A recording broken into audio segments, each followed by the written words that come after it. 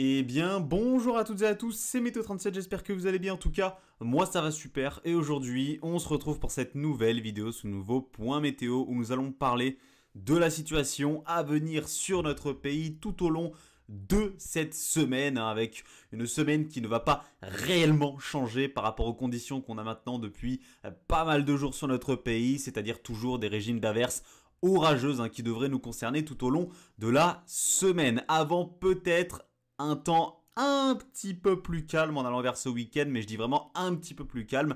On va parler de tout ça dans ce point météo. Alors, souvenez-vous, dans le dernier point météo, je vous parlais de la semaine là que l'on vient de vivre et je vous disais que cette semaine allait être très fréquemment orageuse, humide, avec de nombreux passages d'averses orageuses sur notre pays et des averses orageuses qui se multiplieraient en allant vers la fin de semaine. Eh bien, ça a été le cas. Cette semaine s'est comportée comme prévu avec de nombreuses averses orageuses et des averses orageuses qui étaient donc beaucoup plus nombreuses en allant vers la fin de semaine. J'ai eu des orages, j'en ai eu deux, jeudi, vendredi. Malheureusement, c'était pendant des examens, donc j'ai pas pu vous les filmer. Par contre, les salles étaient ouvertes. Il y a beaucoup de fenêtres dans les salles, donc ça m'a permis quand même de voir les éclairs. Mais voilà, malheureusement, j'ai pas pu vous faire de vidéo. Depuis le début de la saison, ça me fait donc 4 orages, dont 2 que je n'ai pas pu filmer jeudi et vendredi. Donc ce mois de mai, ça fait 3 orages. Et ce qui me réussit le plus, finalement, c'est ces fameux orages sous condition de gouttes froides un petit peu, ou ces orages de traîne un peu que l'on peut avoir. C'est ce qui me réussit le plus ici en Indre-et-Loire, d'où le fait que ce temps ne me dérange pas forcément d'avoir ces averses orageuses assez fréquentes sur notre pays. Quelque chose que je ne vous apprends pas à mon avis, le mois de mai est très humide forcément avec ces gouttes froides qui ne nous lâchent pas. On est actuellement à plus 79% du 1er au 19 mai, donc un mois de mai très humide et ça va continuer encore et encore. La semaine donc là que nous abordons va continuer sur cette lancée, il va encore faire très humide parce qu'on sera toujours sous l'influence des gouttes froides. Alors regardez, elles ne vont pas nous lâcher, ces fameuses gouttes froides. On a les hautes pressions qui commencent à s'installer quand même sur l'Europe, on le sent. Alors ces derniers temps, elles s'étaient déjà installées sur l'Europe de l'Est jusqu'à la Scandinavie, mais on sent qu'elle commence à s'installer de plus en plus et on sent que l'été arrive surtout sur l'Europe. On voit que les pressions deviennent de plus en plus hautes et on voit les géopotentiels qui deviennent également de plus en plus hauts. Clairement, donc on sent l'été qui arrive, on arrive dans la dernière décade du mois de mai, à partir du 1er juin on sera dans l'été météorologique, donc on sent réellement avec ces conditions et toutes ces hautes pressions qui s'élèvent sur l'Europe que l'été est réellement en train d'arriver. Nous, en Europe de l'Ouest, on ne sera pas sous ces hautes pressions. Bien au contraire, on sera toujours concerné par les gouttes froides. Alors, regardez, la France championne des gouttes froides, tout simplement. J'ai regardé au niveau des basses pressions comment c'était actuellement sur l'Europe. Et c'est le Royaume-Uni et la France qui sont les grands gagnants au niveau des basses pressions et des gouttes froides actuellement. On n'est absolument pas lâché par ces régimes de gouttes froides qui vont donc continuer tout au long de cette semaine. Donc, les averses orageuses vont continuer mardi, mercredi, jeudi, vendredi.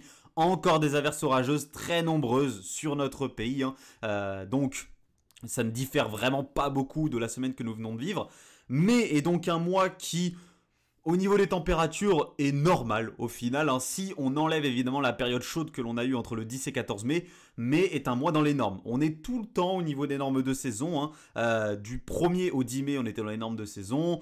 Du 14 au 20 mai, on est dans les normes de saison. Et on va rester dans les normes de saison tout au long de cette semaine encore. Donc, si on n'avait pas eu cette fameuse période un peu plus chaude du 10 au 14 mai, mai aurait certainement terminé dans les normes de saison. Voilà. Donc, ensuite, en allant vers le week-end, les hautes pressions vont essayer de s'imposer un petit peu plus sur l'Europe de l'Ouest, mais elles vont avoir beaucoup de mal. Elles vont avoir vraiment beaucoup de mal. Les gouttes froides sont trop tenaces, ce régime de gouttes froides est vraiment trop tenace sur l'Europe de l'Ouest. Donc malheureusement, ne vous attendez pas à un réel retour au calme, au vrai calme, avec un temps très ensoleillé, de la chaleur, non. Malheureusement, alors les températures pourraient monter un petit peu plus en allant vers ce week-end quand même.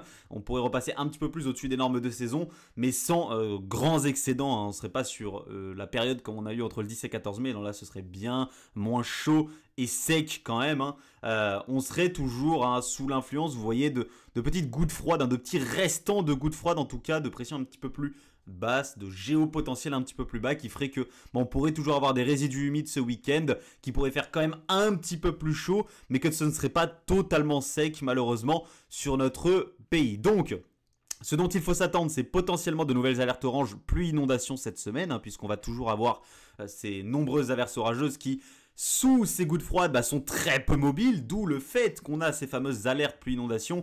On a une alerte rouge donc dans le nord-est. Là actuellement, on a la Charente-Maritime et la Gironde qui sont en alerte orange pluie inondation encore une fois, et on pourrait donc avoir d'autres alertes cette semaine, pluie inondation, à cause de ces régimes d'averses orageuses. Et donc en allant vers ce week-end, un temps légèrement plus sec, mais on pourrait toujours avoir quelques restants humides, notamment en allant vers le nord, le nord-est, le centre-est du pays. Voilà, je ne vais pas vous parler de la semaine prochaine parce qu'elle n'est absolument pas fiable évidemment, et les modélisations de gouttes froides sont extrêmement difficiles, c'est la chose que les modèles ont le plus de mal à cerner, c'est vraiment les gouttes froides que les modèles ont énormément de mal à cerner, ce qui est normal parce que les gouttes froides, voilà, c'est une zone de basse pression qui se détache un petit peu de la zone de basse pression habituelle qu'on a ici dans les latitudes plus nordiques, qui vient s'isoler entre les hautes pressions et qui parfois peut bouger un petit peu dans tous les sens, d'où le fait donc que les modèles ont énormément de mal à les modéliser.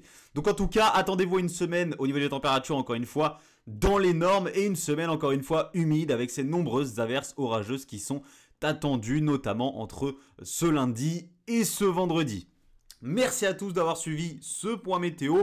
Je ne vous referai donc peut-être pas de point météo dans la semaine puisqu'on va avoir très peu de changements. Ce sera toujours des averses orageuses très fréquentes sur notre pays. Donc certainement je vous retrouve plutôt en fin de semaine, voire donc ce week-end pour vous parler de la semaine prochaine et de ce qu'on pourrait attendre en tout cas au niveau du temps pour la semaine prochaine. Merci à tous de l'avoir suivi. C'était Météo 37. Bye tout le monde.